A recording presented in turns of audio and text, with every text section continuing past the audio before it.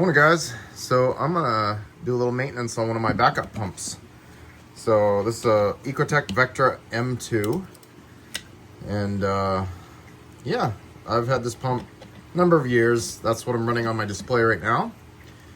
And for whatever reason, this one, when I went to go start it back up, didn't want to run. So me being the procrastinator that I am, I've had it kind of just sitting on the shelf on the back burner.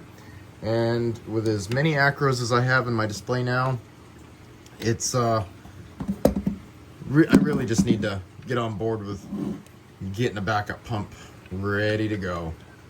So I'm gonna take this apart, inspect the impeller, and make sure there's nothing wrong with it. So yeah, I really do need to get a better Allen wrench, but this does the trick for now. I've been a big fan of these pumps overall. I don't like the price point, but the flip side of that is I had, let's see, one of the M1 pumps that I had an issue with. The internal chamber there where the impeller sits had actually melted through, and I emailed Ecotech about it, sent it out, and they ended up replacing the entire housing, like the entire pump for me, which was pretty awesome. And the kicker to that is it was a year outside of warranty.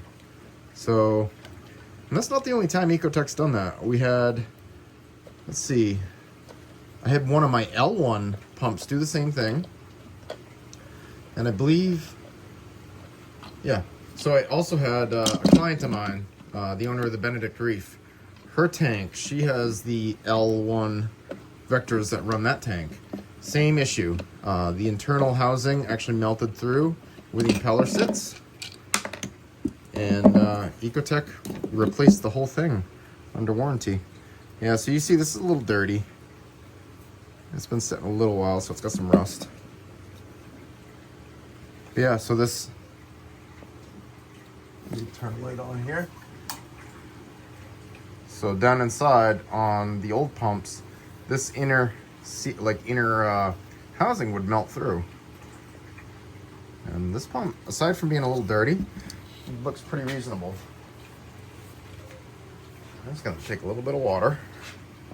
I'm gonna go down in here and just scrub it up real quick.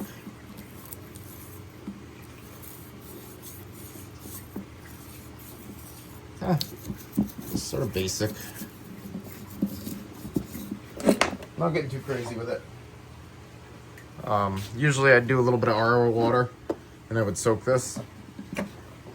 This is literally just old tank water. Not gonna be a big deal. I'm gonna run this in a bucket of tank water anyway here shortly and just make sure it's ready to go in case of an emergency.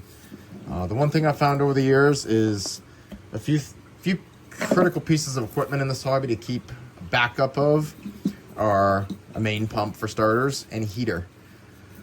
You can usually get away without a power head for a few days if need be. I definitely don't like to, but usually we have more than one power head kicking around in our tanks at any given time usually.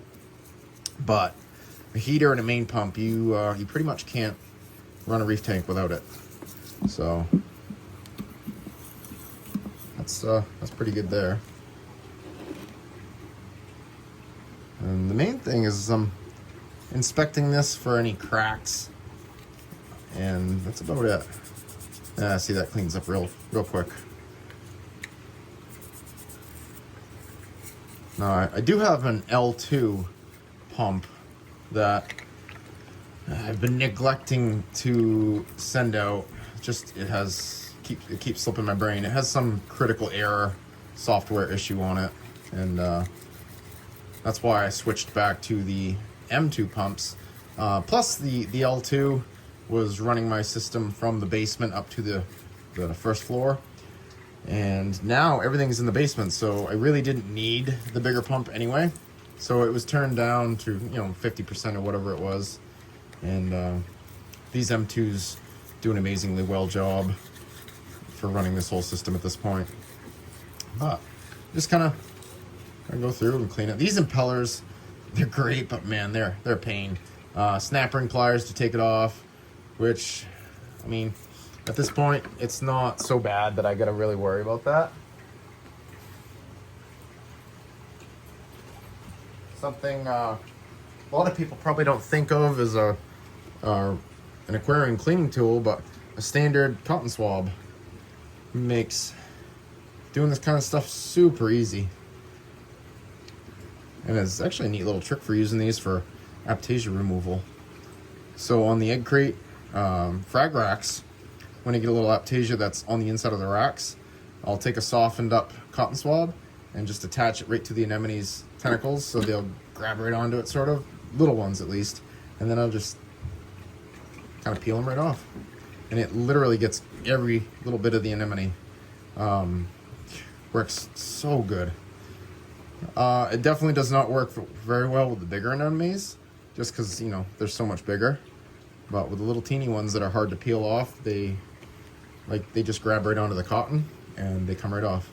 So that's pretty clean. I wouldn't mind getting it a little bit cleaner, but for what I'm trying to do, it's not too bad. So there. And this, you know, I don't expect to get this 100, well, maybe it will get pretty dang clean. So I should have cleaned this originally when I first took it offline, and that was my own fault for not doing that. I figured this stuff would be encrusted on a lot harder, but it's actually not too bad. It's coming off pretty easy.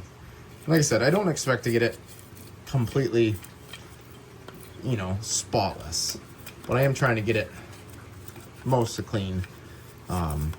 When I took this pump off, the reason I took this off was because I switched to the bigger L1.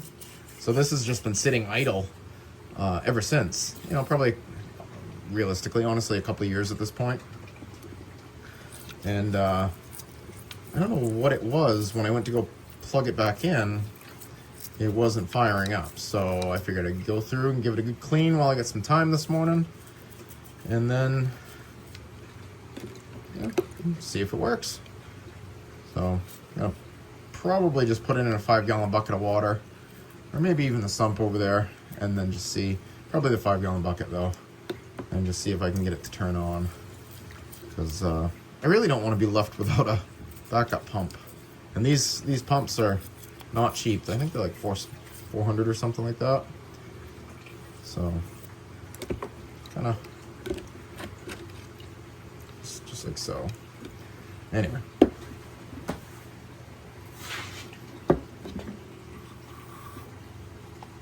Get the water to come out of this.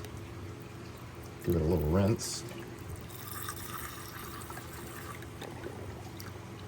There. I think we should be in good shape for that. You want to make sure you get those tabs lined up. Just like that. Alright, hold on a second.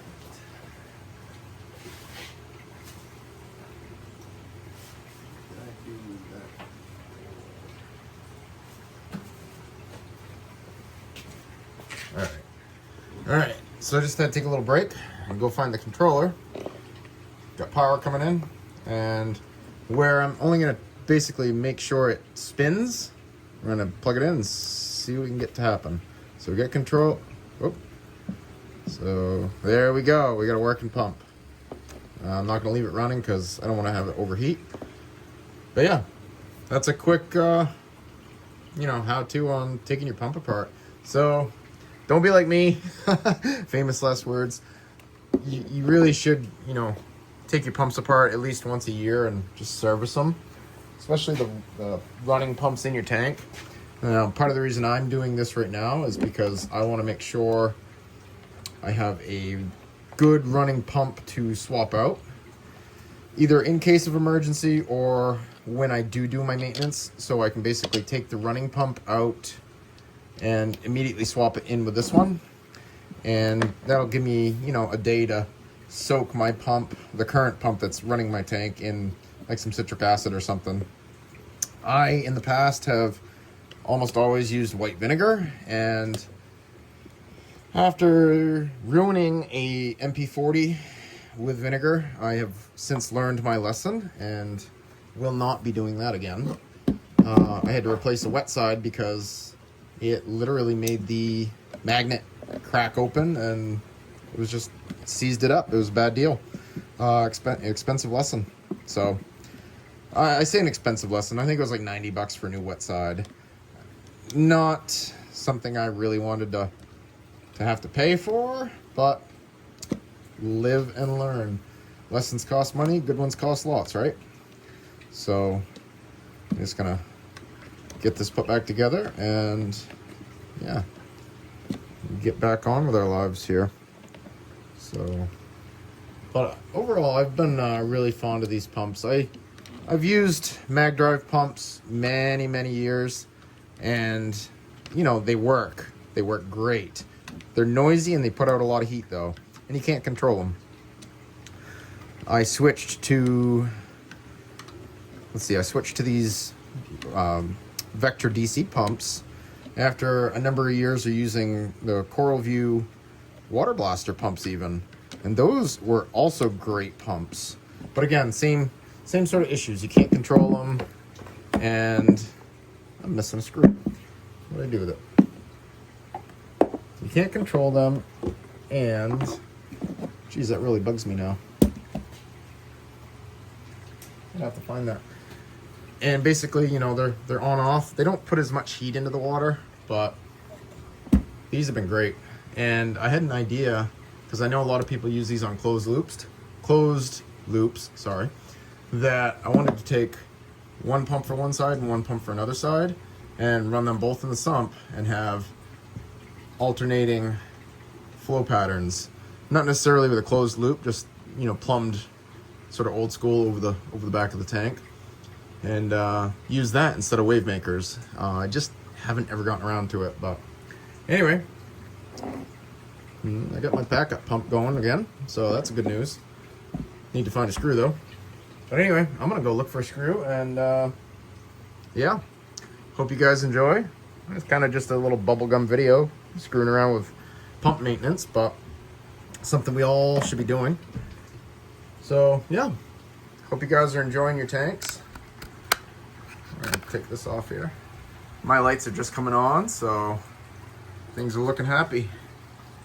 I realized I had to crank up my soda ash dosing the other night, so we're going through an increase on alkalinity again. It's just crazy.